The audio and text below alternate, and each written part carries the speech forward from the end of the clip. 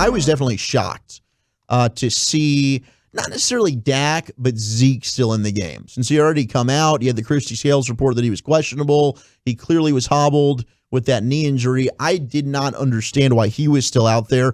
And I understood after the game people questioning what was Dak being out there when the week before you didn't want to play him over an abundance of caution because you're playing the long-term approach.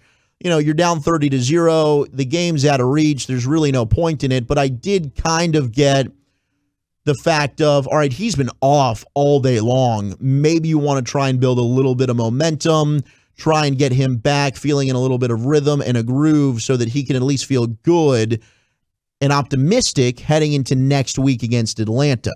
So it's kind of balancing out the two. The Zeke thing for me was a little bit more troubling than the Dak thing. Yeah, I tend to agree with you there, but I really didn't like either one of them. I'm like, dude, okay, Dak had 3 quarters to get himself in a bit of a rhythm. It didn't happen. Like I think it was, to put it like the 214, bleeping stupid, because you have a makeshift offensive line. They're not playing well collectively, and Dak's coming off of an injury. It's clearly not your day. You have get into a rhythm. I don't ever understand getting into a rhythm, and for what? Like, you're going to stay in that rhythm for the next 6 days or 7 days until we play again? Like, to me, that is just, it doesn't really make any sense at all. What rhythm are you getting into? Rhythm for what? The game's going to be over, and then you're going to go home, and then you're going to be back at the stadium a week from today. So because you played a few extra minutes a week ago, you're going to be in more of a rhythm now? Wasn't that like saying like any of these reps don't matter? No, I mean, I think there is something to be said about that. Like in game, like I get what you're saying to your point. Like all of a sudden, like you're not going to be playing anymore. I don't think the reps matter. But I do think when you're coming off of 2 weeks off and then being off an entire game, now finally having 2 positive drives, and now you're throwing the football with a little bit more zip, a little bit more velocity, and you're kind of getting that back. I think there is something to be said about that. And maybe there is. I mean, I don't, maybe it's just a semantics thing, rhythm. I don't really get like the rhythm. Like there's nothing about Sunday that is going to keep him rhythmic for next Sunday's game. Do the reps matter? I mean, I think reps matter more for like younger guys that are developing. Like at this point, I don't think a fourth quarter reps for Dak at this point. Like the reps, I think that could be a little bit overstated, but I can understand how, hey, if you're talking about a young guy who's still growing, like every rep Justin Fields is getting right now is huge. It probably doesn't mean quite as much for Dak, but to me, I just felt like the risk outweighed the reward there. And fortunately, nothing ended up happening. Right. But like, because, and we'll hear from Jerry, because Jerry talks about like what you're going to get from Dak. It doesn't matter what the score is. It doesn't matter what your record is. If Dak's in the game, it doesn't matter if he's playing behind a crappy offensive line, if he's throwing to third string wide receivers.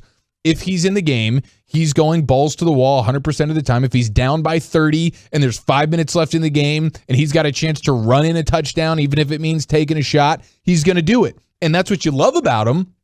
But you also, as a coach, as a coaching staff, I think that's something you need to be aware of and say, hey, it's just not worth it. We know if we leave him in, he's still going to try and go get every yard. He's going to try and get the 2-point conversion quarterback draw play. And he ran that in. Yeah, and I'm like, to that point, what are you doing? The defense isn't letting up either. The defense is doing the same exact thing. It's not like they're pulling up. And ultimately, it's great that you ended up not getting shut out at home. That's cool. But it would have been way worse had something bad have happened. And it didn't, thankfully.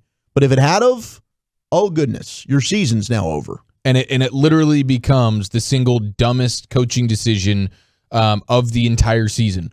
And one that when we look back decades from now and we do a top 10 list at 10 for the dumbest coaching decisions of all time, it will be making an appearance on that list. Absolutely. It would have been devastating. So, and again, you're talking about with a makeshift offensive line, your left tackle's getting crushed.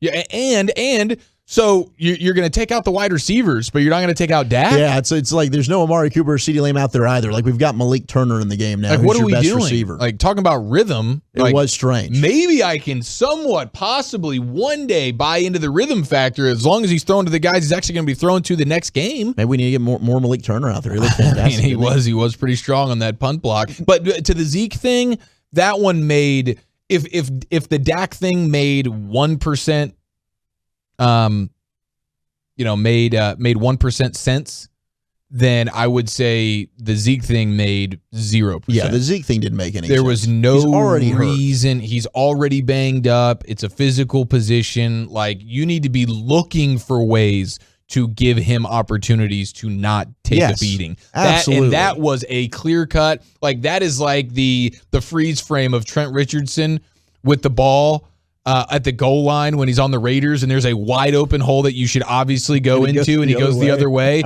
That's what the coaching staff had in front of them, and they went the other way. That is like, a great way to put it. There's a clear and obvious path to take here, and that path is to take Zeke off the field, and they didn't do it. And it was just, it didn't make any sense. It was very confusing. It didn't make any sense.